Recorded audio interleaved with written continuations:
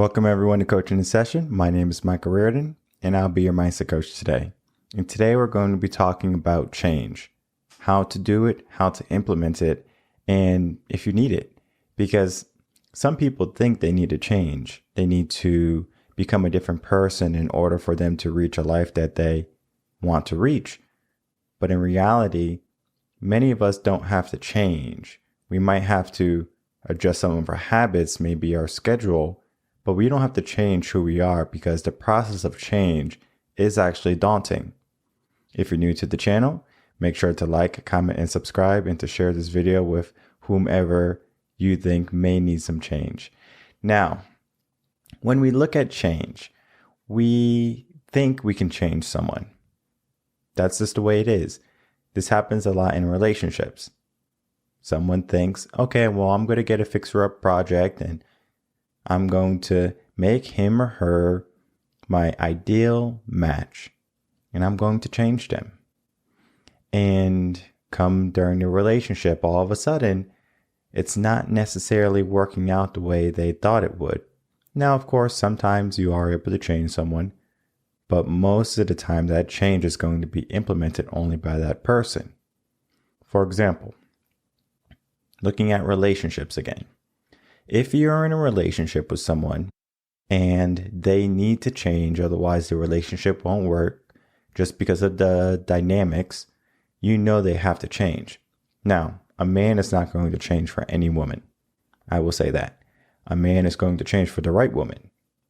And if you're not seeing your man change, either A, he hasn't had a traumatic experience yet. Maybe you threaten to leave the relationship and he's like, oh my goodness, I'm going to lose you. That's a possibility. And then B, he sees your worth automatically and he wants to change to be the man that you want him to be, right? The man that he needs to be too.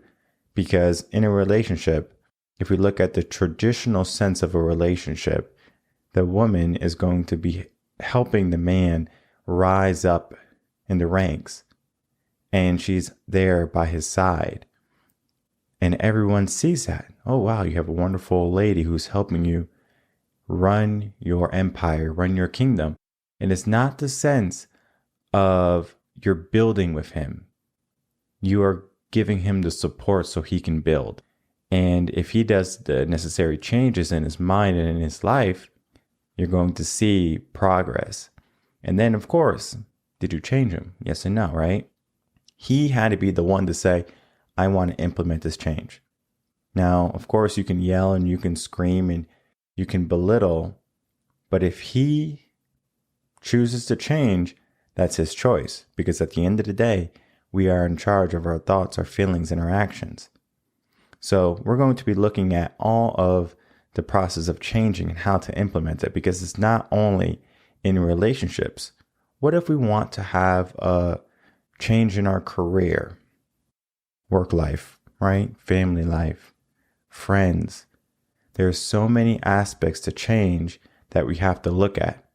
It's going to be more than just saying, well, I'm tired of doing this and I'm going to change. Because many people just fall into complacency, and before they know it, they're 5, 10 years down the line and they've been in the same job with the same person, and maybe they're not necessarily so happy. So can change bring happiness too? Because we have to start asking that question. Can change bring happiness? If we do it right, yeah. Many of us are going to change for the wrong reasons though. And a little bit is going to be you're misguided, or you have an idea of what the change is going to bring, but you don't necessarily have the wisdom, meaning an experience that, all right, if I change and I do this, then this is going to happen in my life. This typically happens in careers. People are in a career and they eventually say, you know what, I'm just not happy in my career. It happens sometimes in relationships too, but let's look at career first. And they're just not happy in their career and they want to leave, and it could be the job, right? It could be just you have a bad supervisor or bad boss, whatever. That can be enough to make you want to change your position, change your environment. If I was teaching and I had a principal, for example, who was not supportive, who was always attacking me. And I said, you know what? I don't need this in my life. So guess what I would do? I would look for a new school to teach. Maybe a new district if it was anyone in the admin type of area. Now, of course, it could be seen as running away. I'm running away because I have a bad boss and they're terrible and I hate my job because of them. It's a possibility, right? And we typically don't want to run away just because someone is making our life miserable, right? Because we can always fix that.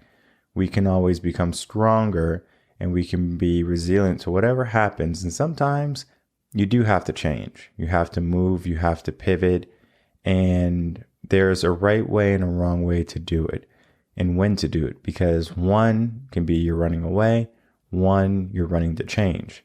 And that change is what we should be running for, right? Because if you're going to one job to the next job and you're just as miserable, and again, you blame the supervisor, the principal, the boss, the co-workers, those are just excuses. I'm this way because of this. And that's going to make change more difficult to happen. So let's look at the process of change before we look at all the scenarios, because there's so many scenarios that someone can change in. But the process of change is going to be a person realizing that they're not going to be adequate or sufficient in a certain area, so they have to make a change to reach that point where they're able to accomplish their goal. For example, in order for me to become a good educator, I had to change the way I was thinking. Now, did I change my character? No, right? Kind, loving, ambitious, all that still stayed there. But I had to change the way I was thinking, because the way I was thinking in a scarcity type of mindset, was thinking in a limited type of mindset. And for a good portion of my schooling career, growing career, I always thought I was a terrible singer. And I'm not saying I'm a wonderful singer and I should do karaoke. I am far from that. However, if I had to teach music, I am confident that I can teach music, even though I don't label myself as one of the best singers in the world or a great singer in the world. That is not necessarily what I look for. So I had to get that out of my head. I had to change my mindset. And I had to say, okay, well, I am a good singer, but how do I do that? And of course, I have to have wonderful mentors, number one. Because if you have someone who's going to support that change, it makes it a lot easier. So for me, I had someone in my corner saying, hey, you sound great. You're doing wonderful. And guess what? My first year teaching music, because I was a music teacher, I had some students right there, 5th grade, I believe, and they weren't as confident in their singing capabilities, similar to how I was growing up. And I would hear constantly in class, oh no, we're not a good singer. You're a better singer than us. And we're shy and we're nervous. I got every excuse, every reason for them not to sing. But I created an environment for change. The only thing I had to do was tweak how they viewed singing, how they viewed themselves, confidence. So I made them more confident. And now we started to do things in a fun manner. And now we did things to say, all right, well, you're doing this. How about this? Can you hit this pitch? And we started to work on making them better singers. And then eventually the confidence was there. It took a year. And then I had the director. He came to me. He says, what are you doing to these kids? You sound great. Because compared to the year before, night and day. And the same is true for us. Night and day when we start to apply change in the right manner. And that's going to be doing it in a positive way. Let's say you want to go on a diet. Now, of course, you know of some eating disorders, right? You have anorexia, I was a bulimia, something like that. you have different types of eating disorders that people might start to implement because they don't want to gain weight or they want to lose weight. The change that they're doing, be it positive that they're gaining a body image that they enjoy, that they are going to like, but the method, how they do it, is not positive. So if change is not positive, is it going to be lasting? Now, it depends on the situation. Because if you have a traumatic experience for change, it's not necessarily a positive thing, right? Let's say you lose a loved one, you lost a job, a relationship, right? That change is going to spark you, or that situation, that scenario is going to spark you to have action. And it can be the smallest of things. You can get in a breakup from your high school sweetheart, and all of a sudden, I'm going to change my life. I'm going to change how I think. I'm going to change what I do. And you hear this sometimes when a guy is super protective and a girl would say, well, who hurt you, right? Who hurt your emotions, your feelings? And at the same time, it's not necessarily that the guy got hurt. It's just that he woke up and he says, I need to change. Because we learn from our mistakes. And it would be silly to keep on making the same mistakes. So if something is not working, we change it. And in your life right now, ask yourself, what are the things that are working? What are the things that are not working? And if it's not working, what changes are you implementing right now or thinking about that have to be made for you to start that change? And many people don't even know that they have to change until they're made aware of it. And sometimes it's too late, all right? Look at a marriage, for example. The wife might be going to the husband, I think we need to go see a counselor. And she's going to be saying that multiple times in the week, maybe in the month. Now, the husband is like, well, of course we can go. Busy right now, put it off, put it off, put it off. She comes back a week later. Think we need to see a counselor. I'm just not happy in this relationship.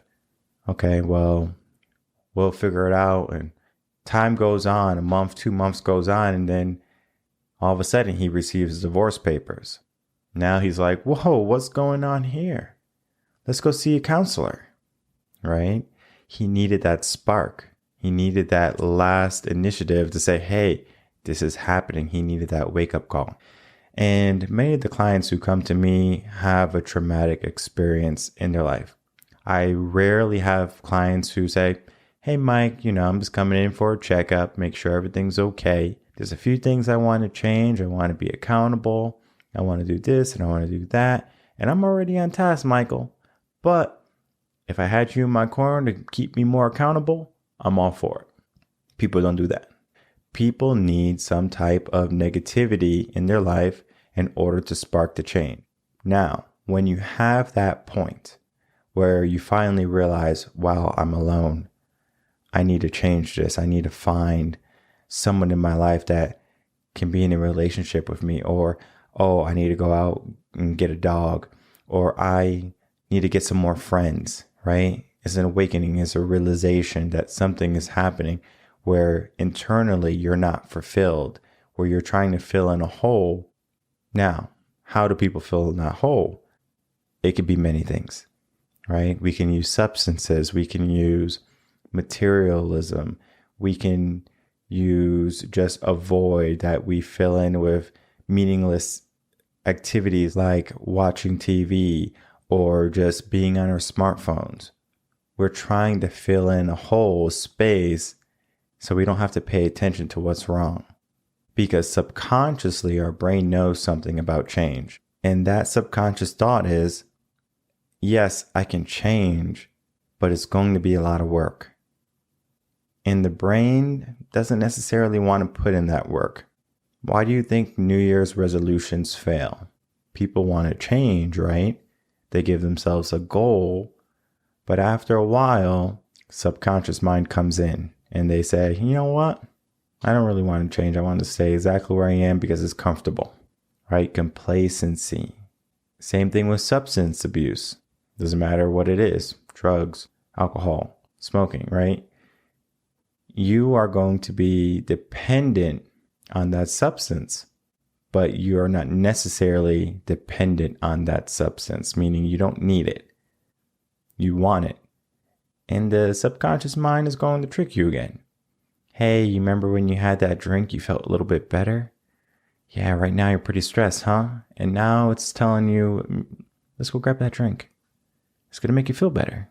And you get it and you say, oh, yeah, this feels good. That hit the spot. It's amazing what the subconscious mind does. It literally tells us what we should be doing. And the subconscious mind doesn't necessarily have our best intentions all the time, right? Think of when you have a craving and you're on a diet. You're like, I want to eat a cake, but I'm not supposed to be eating cake. I'm on a diet. And then before you know it, you're eating the whole cake. And now you feel terrible the next day. Your subconscious mind won. Maybe you feel so bad. You're like, what's the point? I'm just going to continue to keep eating bad. And I just need to stop. It's a possibility, right? So there is a process for change. And the process is going to be different whether you're having a traumatic experience or if you're realizing, like you have an epiphany, that I need to change. The life that I'm living is not the life that I want. Now, if you have that epiphany, that's going to be the most difficult change you have to do. That's because when you have a traumatic experience, you have already hit rock bottom or a type of rock bottom in your mind. When you are having that epiphany, that type of change, you are going to have to go through the process of trying to reach that change and then fighting not to go back to how you were. So, for example, let's say that you want to change your mindset. You want to change a situation, a scenario. What's stopping you from going back to your old self, to your former self? And the answer is nothing. So the brain sees the challenge, right? The mind is going to see, well, this is easier than doing this. So I'm just going to go back to what I was doing.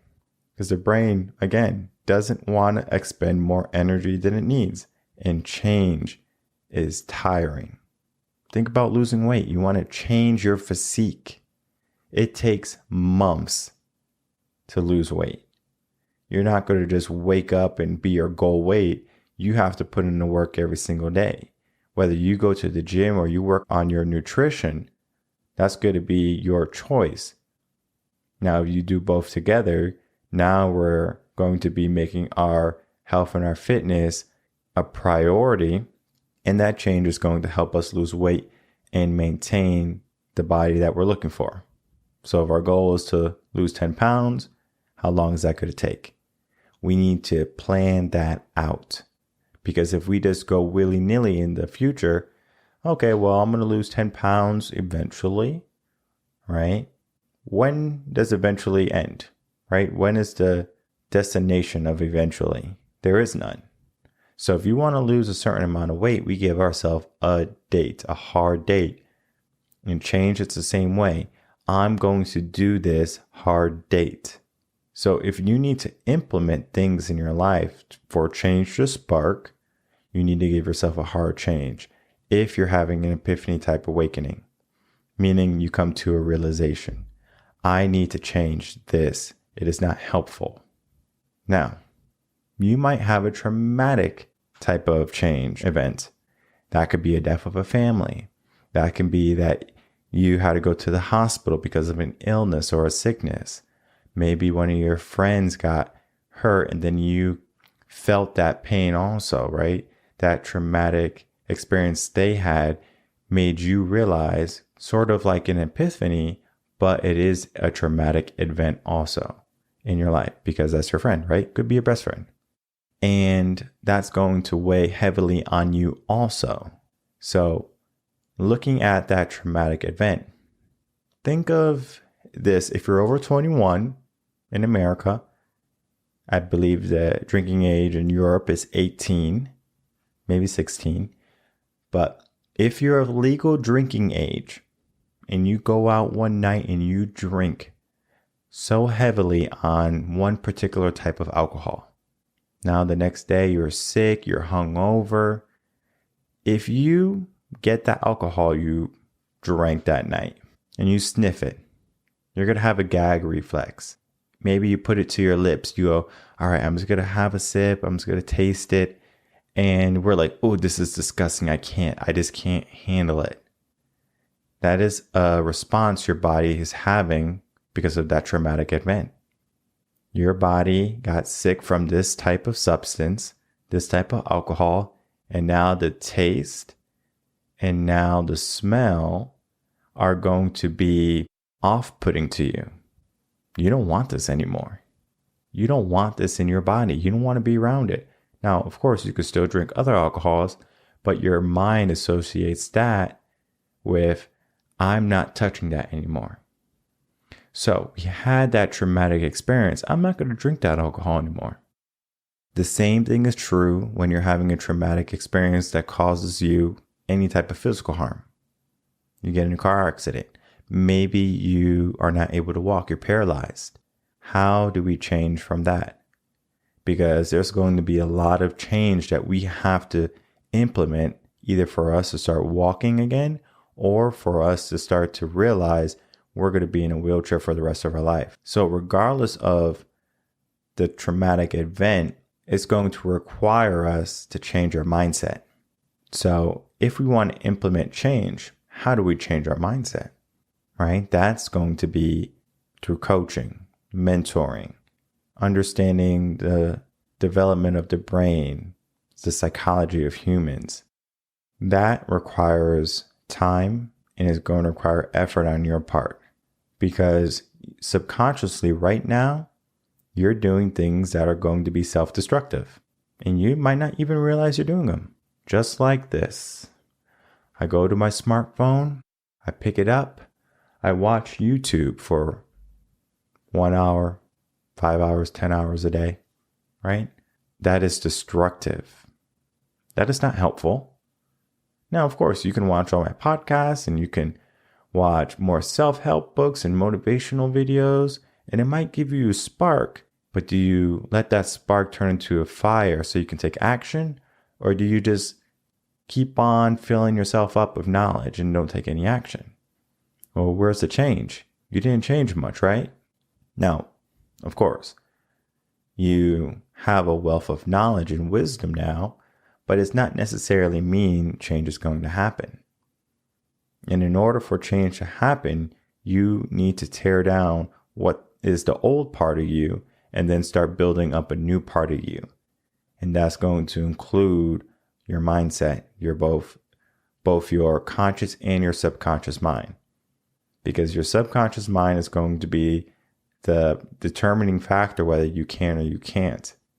And of course, your mind is you. So anything that's possible is because of you. Can you change? Yes, you can.